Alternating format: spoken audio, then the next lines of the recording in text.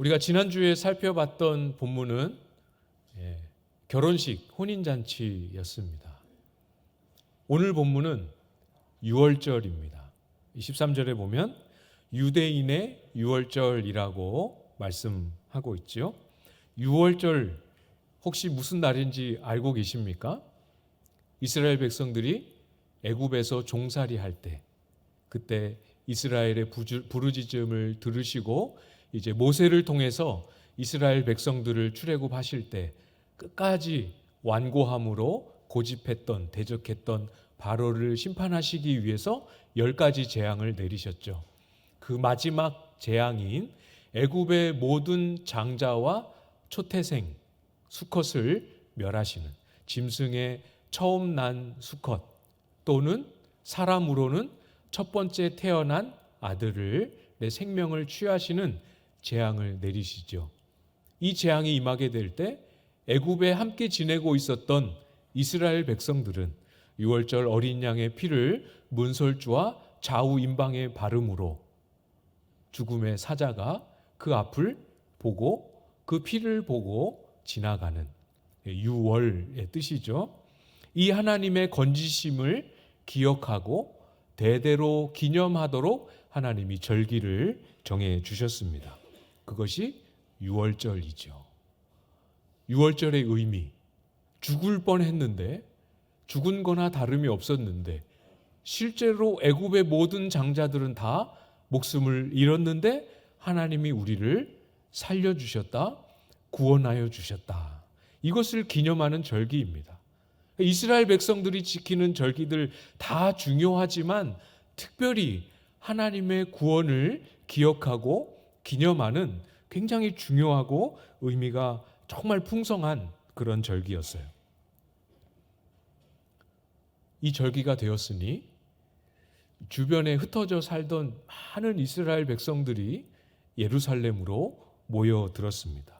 얼마나 많은 사람들이 감사하는 마음, 기대하는 마음, 이 1년을 기다려서 유월절을 맞이했으니 얼마나 하나님 앞에 감격하는 마음이 있었겠습니까? 물론 아닌 사람도 있었겠지만 많은 사람들이 감사와 기대와 감격과 이런 마음으로 예루살렘으로 모여들었을 거예요. 이 유월절 절기를 지키기 위해서 예루살렘으로 속속 이렇게 모여드는 수많은 유대인 행렬 중에 예수님과 그 제자들의 행렬도 포함되어 있었습니다. 겉으로 볼 때는 예수님도 유대인이었으니까 유월절을 지키기 위해 참여하는 많은 유대인들과 똑같이 유월절을 지키는 유대인 중에 한 사람의 모습으로 성전을, 예루살렘을 향하여 가셨습니다. 겉으로만 보면 그렇죠? 그러나 실상은 그렇지 않습니다.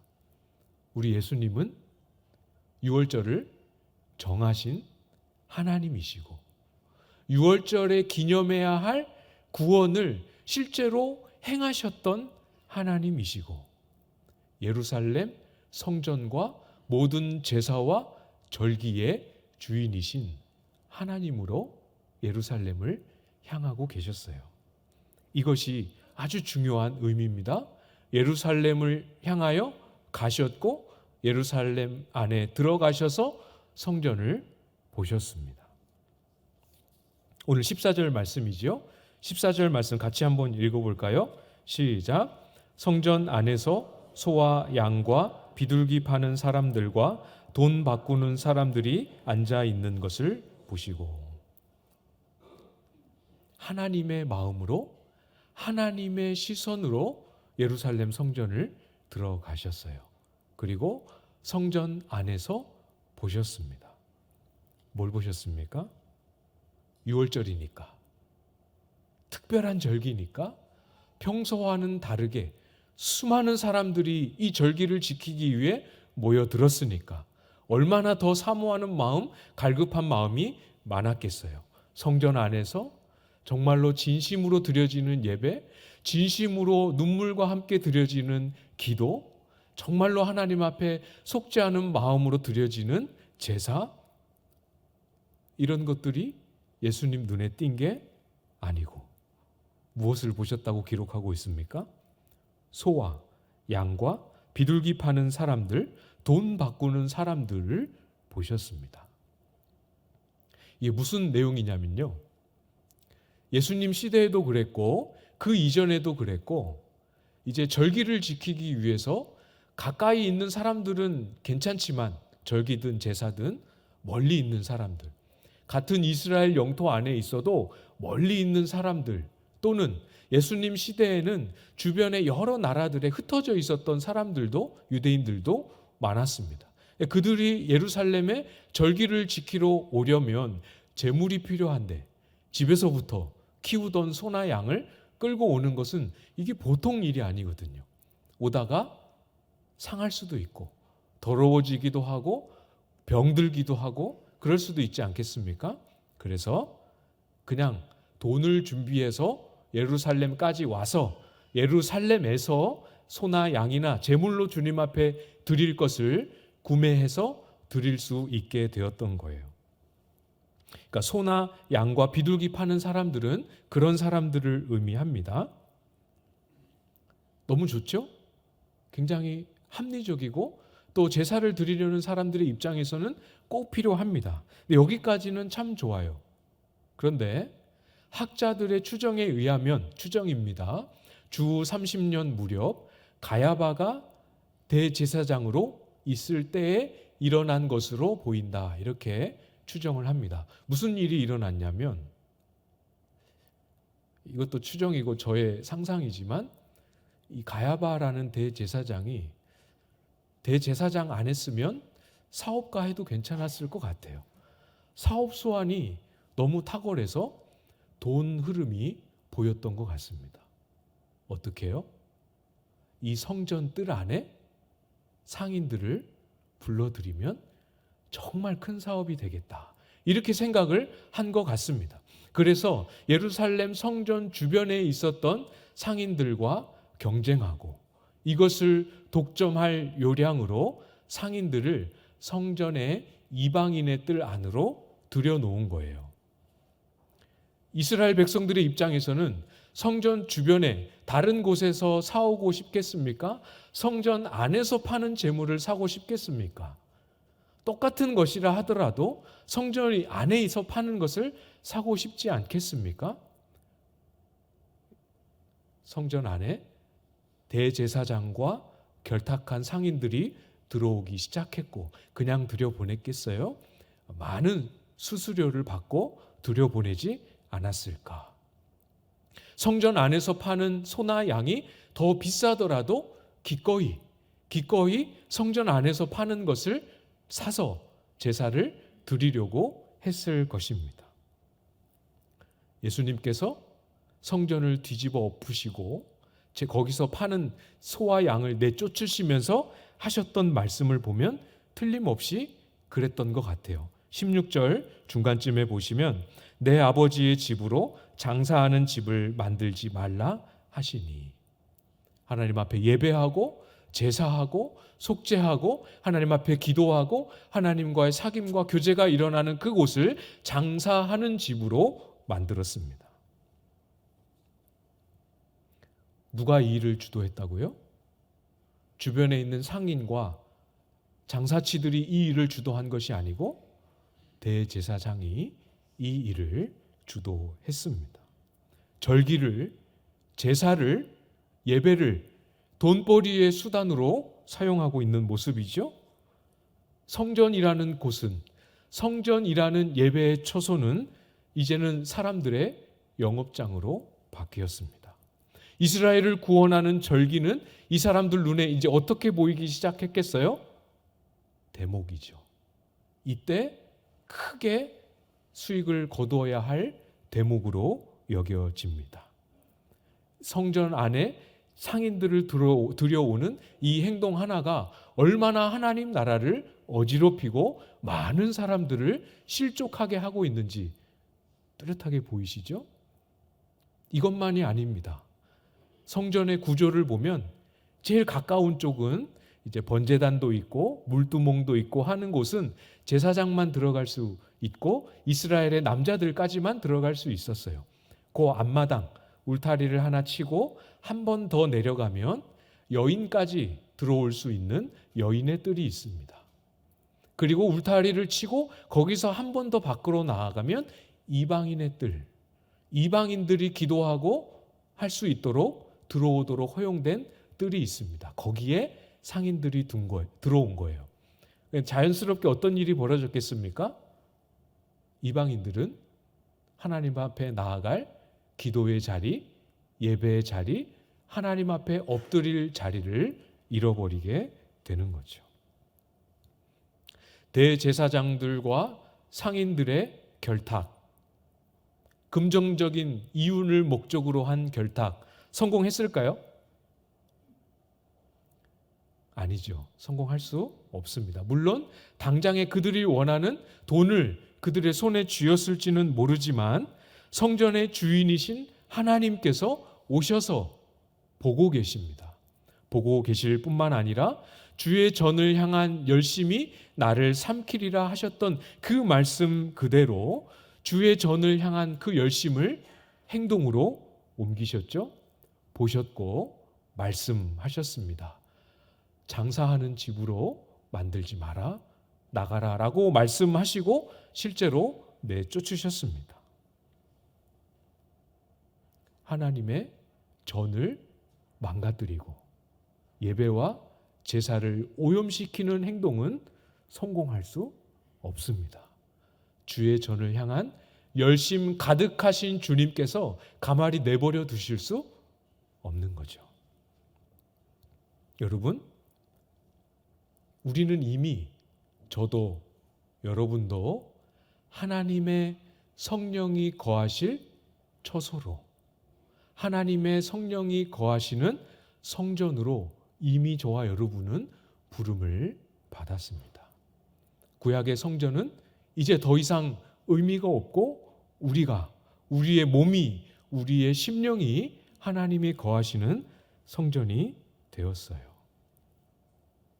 그러니까 하나님의 거하실 처소인 우리의 몸, 우리의 마음, 우리의 심령을 거룩한 처소로 쓰지 않고 이것을 내 임의대로 내 필요를 따라 내 욕심을 위해서 쓰는 그 시도들은 똑같이 성공할 수 없습니다. 주의 전을 향한 열심 가득하신 주님께서 결국은 내버려 두지 않으시고 반드시 개입하시고 우리 속에 일하시는 거죠. 실패합니다. 나를 위해 쓰는 시도는 성공을 거둘 수 없습니다. 잘 기억하시고 이쯤에서 우리가 한 발 물러나는 게 어떨까요? 성공할 수 없으니까 우리를 거룩한 성전으로 부르신 그 주님 앞에서 지금 우리의 삶에 내가 알 수 있는 한 거룩한 성전에 합당하지 못한 삶의 내용, 행동, 말, 생각 떠오르는 거 있으시죠? 내 몸이 하나님이 거하실 거룩한 성전이라고 할 때 있어서는 안 될 삶의 내용과 태도와 행동과 언행들 내려놓으셔야 합니다. 주님 앞에 인정하고 고백하고 내려놓으실 수 있기를 부탁을 드립니다. 뜨거운 사랑으로 불붙는 거룩함으로 우리를 바라보고 계시는 그 주님 앞에 주님이 뭘 하시기 이전에 우리가 먼저 스스로 주님, 저를 거룩한 성전으로 부르셨는데 저의 삶에 거룩한 성전에 합당하지 못한 이런 모습이 있습니다. 고백합니다. 용서해 주십시오. 이것을 버릴 수 있도록 도와주십시오. 기도하며 나아가야 합니다. 고린도전서 3장 16절, 17절 말씀을 제가 읽어드릴게요. 너희는 너희가 하나님의 성전인 것과 하나님의 성령이 너희 안에 계시는 것을 알지 못하느냐. 누구든지 하나님의 성전을 더럽히면 하나님이 그 사람을 멸하시리라. 하나님의 성전은 거룩하니 너희도 그러하니라. 성전을 더럽히는 일, 우리의 말로, 우리의 행동으로, 우리의 잘못된 행실로 성전을 더럽히는 일, 하나님이 허용하실 수 없다, 단호하게 말씀하십니다. 교회에 있을 때뿐만 아니라 가정에서, 여러분 사무실에서, 또 사람들과 만나서 교제하는 시간 속에서, 여러분의 직장에서, 여러분의 가게에서, 학교에서, 영업의 현장에서, 어디서든 누구를 만나든 무엇을 하든지 간에 내가 지금 하고 있는 이 행동, 이 말, 이 생각, 이 모습들이 성경에서 가르쳐 주시고 성경에서 명령하신 삶의 기준과 원칙에 합당한가 고민하고 따져보고 생각해 봐야 합니다. 거기서 만나는 모든 사람들을 내 임의대로 하지 않고 하나님이 만나게 하신 사람으로 알고 그 사람들을 섬기고 인내하고 참고 사랑하는 마음으로 감당해야 하는 거죠. 속이고 미워하고 이간질하고 질투하는 그런 방식으로 관계에 맺으면 안 됩니다. 할 수 있는 한 안 하려고 해야 되고 떨쳐버리셔야 돼요. 사람들을 이용하고 사람들을 휘두르는 방식으로 우리의 목적을 이루려고 해서는 안 됩니다. 어떤 내용이든지 간에 이제까지 내가 그렇게 살아왔는데 아직까지 한 번도 하나님 앞에 혼난 적 없으니까 괜찮겠지, 아니고요. 이제까지 그렇게 살아왔다 하더라도 오늘 지금에라도 성경 앞에 다시 서서 아니라고 말씀하시는 것들 찾아보고 살피고 주님 앞에 내어놓고 돌이켜야 하는 거죠. 주님이 예루살렘 성전을 향하여 나아가시고 보셨던 그 마음, 그 시선으로 우리의 삶을, 지금 성전인 저와 여러분의 삶을 들여다보아야 합니다. 똑같이 적용해야 돼요. 주님이 보실 때 어떻게 보실까?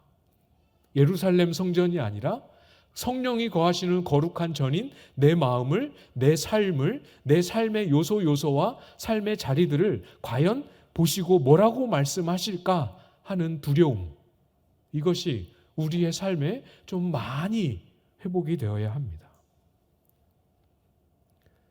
목사님, 그거는 예수님이 예루살렘 성전에서 유대인들이니까 그렇게 하신 거죠. 그렇게 보시면 안 된다는 거 잘 아시죠? 나는 아닐 거야 라고 생각하면 안 됩니다. 똑같은 열심으로, 똑같은 열정으로, 똑같은 사랑과 똑같은 거룩함으로 보고 계십니다. 그 마음, 그 시선으로 우리의 오늘의 삶을 우리가 아무 생각 없이 괜찮다라고 막연하게 생각하며 살아왔던 그 삶의 내용들 하나하나를 다시 바라보시고 점검하시고 성전인 우리의 몸을 주님 보시기에 합당하지 못한 모습으로 더럽게 만들고 있었던 것들이 드러나는 대로, 발견되는 대로 주님 앞에 인정하고 엎드리고 돌이킬 수 있기를 주님의 이름으로 축복합니다. 오늘 본문의 유대인들은 어떻게 합니까? 조금도 그러한 자리에 한 발짝도 나아가지 못하고 있지요? 표적을 요구하고 있는데요. 18절 말씀입니다. 이에 유대인들이 대답하여 예수께 말하기를 내가 이런 일을 행하니 무슨 표적을 우리에게 보이겠느냐. 정말 어리석죠. 정말 어리석습니다. 표적을 요구하는데요. 표적을 보여주시면 우리가 믿겠는데 이 표적이 없어서 못 믿겠습니다. 이런 의도가 아닌 거 알고 계시죠? 표적을 보여주어도 안 믿을 사람들입니다. 근데 왜 표적을 요구합니까? 표적을 요구해서 표적을 보여주면 보여준 대로 그 표적은 합당치 않다. 표적을 안 보여주면 안 보여준 대로 이 예루살렘에서 이런 일을 행할 권세를 가진 것 같지 않다. 이렇게 하면서 예수님이 예루살렘 성전에 들어오셔서 행했던 모든 행동들을 다 부정할 요량으로 이 요구를 예수님께 하고 있는 겁니다. 의도는 굉장히 잘못됐어요. 그런데 놀랍게도 매우 잘못된 의도로 내가 이런 일을 행하니 그 일을 행하는 표적을 보이라. 의도는 잘못됐지만 놀랍게도 정확한 말입니다. 어떤 의미에서 정확합니까? 내가 이런 일을 행하니 이렇게 말했죠? 맞아요. 예수님으로서만 하실 수 있는 이런 일을 행하셨습니다. 정확하게 맞아요. 그리고 예수님은 이런 일을 행하셔서 이렇게 하지 마라, 다 나가라, 다 뒤집어 엎고 그걸로 예수님이 성전을 위하여 하실 수 있는 일을 다 하신 게 아닙니다. 이 일을, 내쫓으셨던 이 일을 장사하는 집으로 만들지 말라고 하셨던 그 말씀을 온전히 성취하실 예수님의 표적을 행할 준비와 계획을 가지고 계셨어요. 매우 잘못된 의도로 질문했지만 매우 정확한 내용으로 이 사안을 예수님으로 하여금 말씀할 수 있도록 길을 열고 있지요. 예수님은 틀렸다라고 말씀하시고 너희들 다 나가 하고 내쫓으시고 똑바로 해라고 명령하시는 데서 멈추지 않습니다. 이 일을, 이 말씀하신 내용이 정말로 하나님 아버지의 계획하심 속에서 온전하게 이루어지기까지 안 멈추시는 거예요. 그 표적을 말씀하시죠. 19절입니다. 예수께서 대답하여 이르시되 너희가 이 성전을 헐라 내가 사흘 동안에 일으키리라.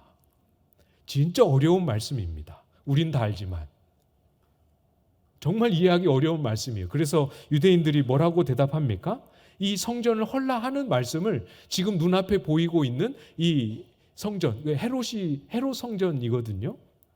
이것을 건축하는데 46년이라는 시간이 걸렸는데 이거를 3일 만에, 사흘 만에 이거를 건축한다고 하면서 예수님이 말씀하신 이 성전이 헤롯 성전인 것으로 오해합니다. 우리는 그렇게 여기지 않죠? 예수님이 이 성전을 헐라 하실 때 그 말씀이 무슨 뜻인지 우리는 알고 있습니다. 예수님의 십자가에 못 박히실 그 몸, 그 육체를 일컫는 의미인 것 우리는 알고 있습니다. 사흘 만에 일으키리라. 이건 무슨 뜻입니까? 예수 그리스도의 부활을 의미하는 거죠. 예수님의 십자가의 죽으심과 부활로 성전의 모든 불의와 악을 완벽하고 온전하게 제거하십니다.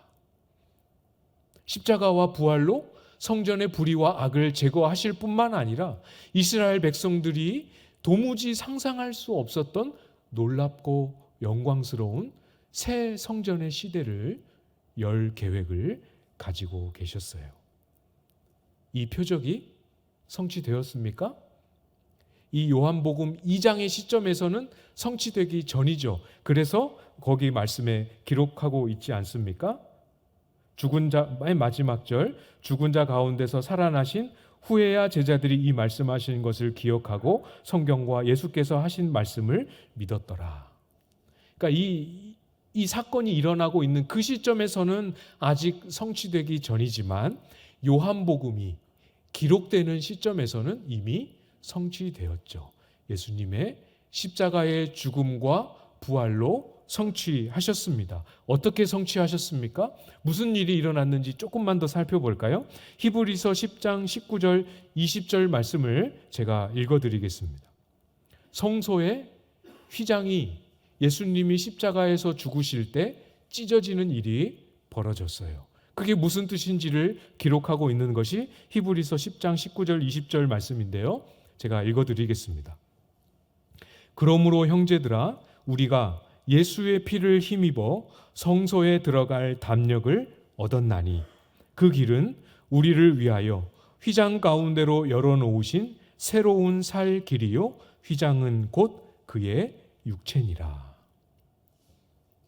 휘장, 아까 말씀드렸던 성소와 바깥을 구분하는, 들어갈 수도 없고 아니 보이지도 않는 하나님의 임재를 사모하고 소망하지만 잘못 건드리거나 갔다가는 죽을 수도 있는, 아니 죽을 수밖에 없는 휘장으로 덮여져 있는 성소, 제사장 외에는 아무도 들어갈 수 없었던 성소에 덮여있던 휘장이 예수님이 십자가에 못 박혀 죽으실 때 그 휘장이 찢어져서 둘로 나뉘었습니다.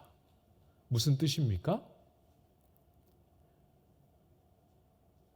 이스라엘 사람들은 상상 못할 일이 벌어진 거죠. 휘장이 찢어졌고 대제사장이나 제사장이 아닌 사람들도 예수 그리스도의 피를 힘입어서 누구든지 그 안으로 들어갈 수 있게 되었습니다. 별로 안 놀라우신가요? 그렇다고 우리가 비행기 타고 예루살렘으로 날아가서 거기에 찢어진 휘장을 열고 들어갈 필요가 없고 그 성소와 그건 다 없어지고 다 사라지고 없습니다. 무슨 뜻입니까? 예수 그리스도의 피를 의지하여서 거룩한 성전인 우리의 삶에서 우리의 마음속에서 얼마든지 하나님 아버지 계시는 그 성소로 나아갈 수 있습니다. 그 성소가 어디입니까? 강대상이 아니고 하나님 아버지 품인 거죠. 모두가 다 이스라엘 백성들 가운데 매번 동물의 피를 흘리지 않고는 그 앞에조차도 갈 수 없었던, 그러나 이제는 제사가 필요 없고 예수 그리스도의 한 번에 영원히 흘리신 그 피 의지하여 매번 나아갈 수 있고 얼마든지 나아갈 수 있고 때때로 실패하고 넘어지고 좌절하여도 예수 그리스도의 십자가를 의지하여 나아갈 수 있는 그 휘장을 열어놓으신 새로운 살 길, 저와 여러분에게 열려 있습니다. 귀하게 여기셔야 합니다.